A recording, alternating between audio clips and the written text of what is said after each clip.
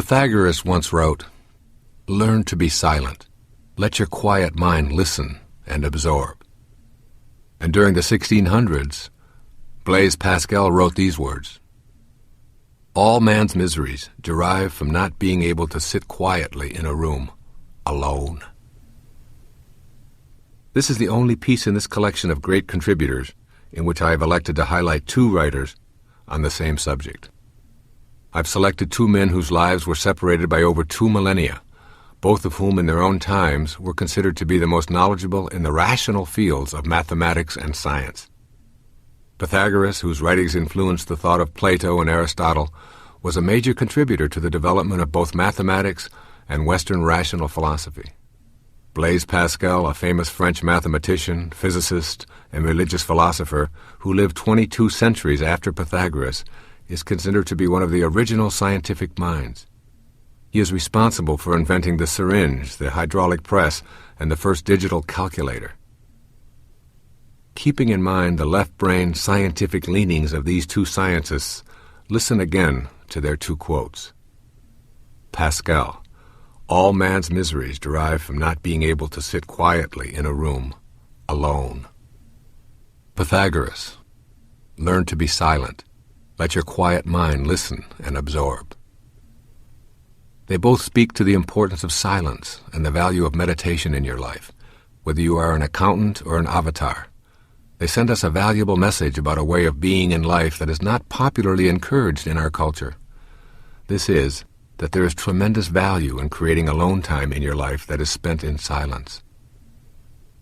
If you want to shed your miseries, learn to silently sit in a room alone and meditate. It has been estimated that the average person has 60,000 separate thoughts each and every day. The problem with this is that we have the same 60,000 thoughts today that we had yesterday, and will repeat them again tomorrow. Learning to be quiet and meditate involves figuring out a way to enter the spaces between your thoughts, or the gap, as I call it. In this silent, empty space between your thoughts, you can find a sense of total peace in a realm that is ordinarily unknowable. Here, any illusion of your separateness is shattered. Most of us have minds that race full speed day and night.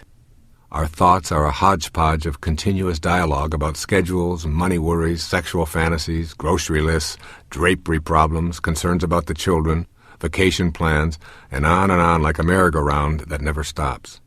Those 60,000 thoughts are usually about ordinary daily activities and create a mental pattern which leaves no space for silence. This pattern reinforces our cultural belief that all gaps in conversation need to be filled quickly. For many, silence represents an embarrassment and a social defect. Therefore, we learn to jump in to fill these spaces, regardless of whether our filler has any substance or not. Silent periods in a car or at a dinner are perceived as awkward moments, and good conversationalists know how to get those spaces occupied with some kind of noise. And so it is with ourselves as well. We have no training in silence, and we see it as unwieldy and confusing. Thus we keep the inner dialogue going just like the outer. Yet it is in that silent place where our ancient teacher Pythagoras tells us to let our quiet mind listen and absorb, that confusion will disappear and enlightened guidance will come to us. But meditation also affects the quality of our non-silent activities. The daily practice of meditation is the one single thing in my life that gives me a greater sense of well-being, increased energy, higher productivity, at a more conscious level, more satisfying relationships, and a closer connection to God. The mind is like a pond. On the surface you see all of the disturbances, yet the surface is only a fraction of the pond. It is in the depth below the surface, where there is stillness, that you will come to know the true essence of the pond, as well as your own mind. By going below the surface, you come to the spaces between your thoughts, where you are able to enter the gap. The gap is total emptiness, or silence.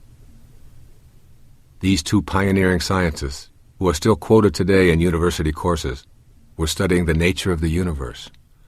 They struggled with the mysteries of energy and pressure and mathematics and space and time and universal truth. Their message to all of us here is quite simple. If you want to understand the universe, or your own personal universe, then be quiet and face your fear of sitting in a room alone and going deep within the layers of your own mind. It is the space between the notes that makes the music. Without that emptiness, that silence in between, there is no music, only a noise. You too are silent, empty space at your center, surrounded by form. To break through that form and discover your very creative nature that is in the center, you must take the time to become silent each day and enter that rapturous space between your thoughts. No amount of my talking about the value of daily meditation will ever convince you. You will never know the value of this practice unless you make the commitment to do it.